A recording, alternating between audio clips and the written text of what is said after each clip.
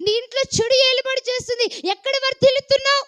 అందుకే దేవుడు అంటున్నాడు, ఇలాంటి వాటన్నింటిని ఒప్పుకుని ఏం చేయాలట, విడిచిపెట్టినప్పుడు ఈ సంవత్సరం నువ్వు వర్ధిల్లుట అనేది చూస్తావు. దేవునికి స్తోత్రం, హల్లెలూయా. గత సంవత్సరంలో ఎవరినైనా అపార్థం చేసుకున్నావా? గత సంవత్సరంలో ఎవరినైనా బాధ పెట్టావా? గత సంవత్సరంలో ఎవరి మీదైనా ఊరికి నిందలు మోపావా? గత సంవత్సరంలో ఎవరినైనా భయంకరమైన హింసలకు గురి చేసేవా? మాటల ద్వారా బాధించవేమో, చూపుల ద్వారా నొప్పించవేమో, అవమానపరిచవేమో, అనుమానం పడ్డావేమో, భర్త మీద అనుమానం పడ్డావో, పిల్లల మీద అనుమానం పడ్డావో, భార్య మీద అనుమానం పడ్డావో, లేకపోతే పక్కింటి వారి మీద అనుమానం పడ్డావో, లేకపోతే ఎవరైనా చుట్టాలు వచ్చిపోతే ఏదో నీ ఇంట్లో పోయిందని వారు తీయకపోయినా వారే తీసుంటారని అనుమానం పడ్డావేమో, వారిని నొప్పించావో, బాధించావో, ఈ సంవత్సరంలో నువ్వు వాటిని సరి చేసుకుని ఒప్పుకుని విడిచిపెడితే వర్ధిల్లుట అనేది చూస్తావు. హల్లెలూయా, హల్లెలూయా.